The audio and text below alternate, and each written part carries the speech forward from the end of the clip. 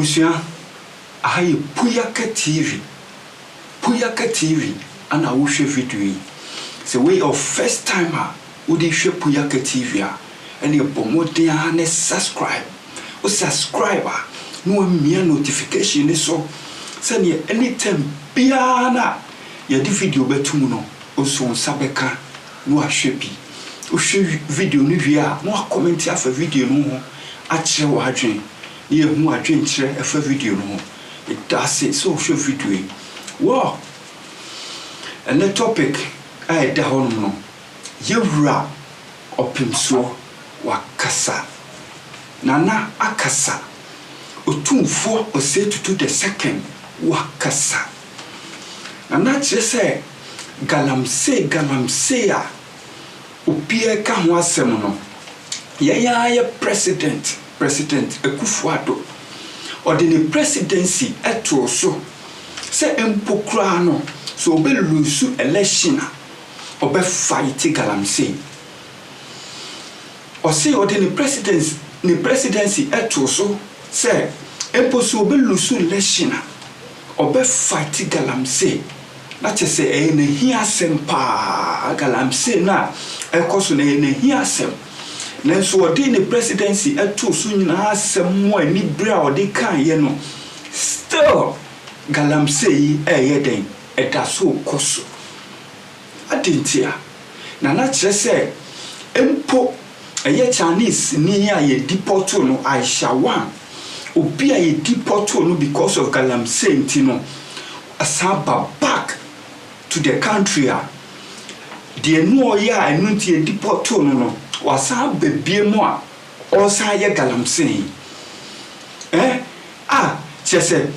ye manum no ye borders no ye petrol hono mu ana se den ye jaya chese obi to me room in and out enti boni bi na ko bi ba be die ya ko ba be die obi a ye deported no otimi sa return back ejuma no ya ye deported no the same ejuma no aba back oye na chese e wo mu se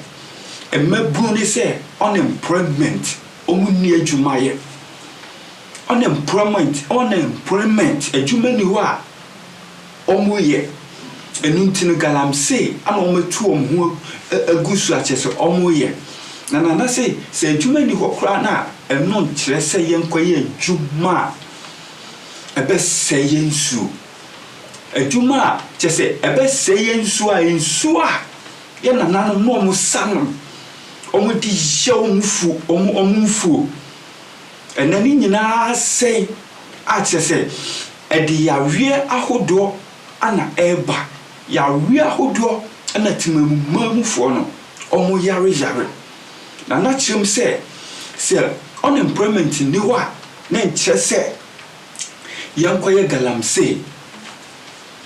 no osaka biemu se Galamsey ya ekosue omo ye Galamsey no omo ye bold because omo backbone omo mpanyimfo a omo abemu a empokra ne se echi omo a ye be sen ja omo na se echime be ye Galamsey ye echime na me opanyi bi a obetumi a fight ama ye jamia why na misuro no enti na kire se de enti Galamsey no ekoso bebre no enam sa kwa no so ntia na ekabiem se municipality bia no yo MCs a omodida no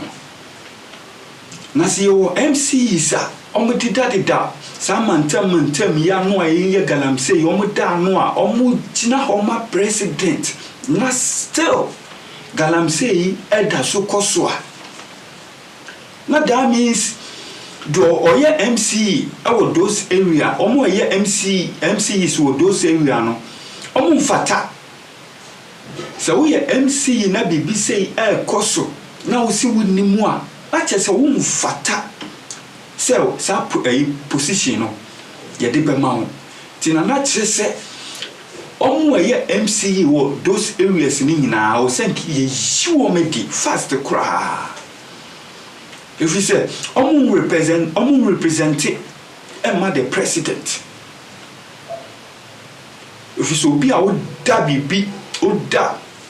mantem ano bibi koso a wonim no umfata so obeta sa position ano.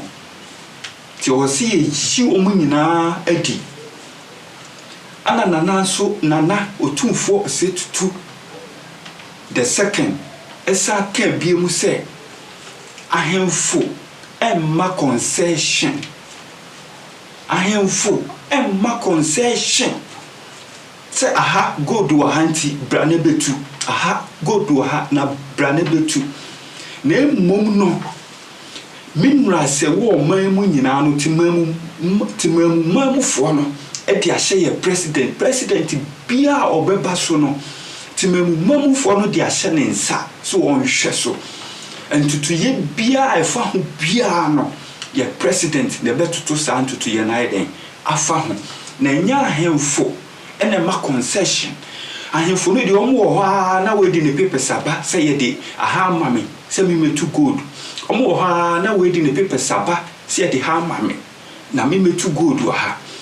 ahemfo no ntimi nsi omo kwan se aye masase ntimi me stopel na mom ye mramu no kire se minras ni nyina no ye dia hye ye president nsa nti esi den na ebremu ya hemfo so omo na aye nhwe han na Galamsey ahodo no ekoso esi den ani ye di den ye bremu omo on that na when na me busa se enti odike sa nsem we nyina wonim sa emra we nyina wonim ana o bremu ya hemfo no odike sa emra we mu nyina wonim ana o bremu ya hemfo no into be a opese odi president of this nation na emra mu odu say emra ponwe wonim ana opese obedi president ene sanki yewu ne sanki yewu me question am di mo odike no so obebremu ye ya hemfo no no onim sa se emra bi se wo ho wow haye Puyaka TV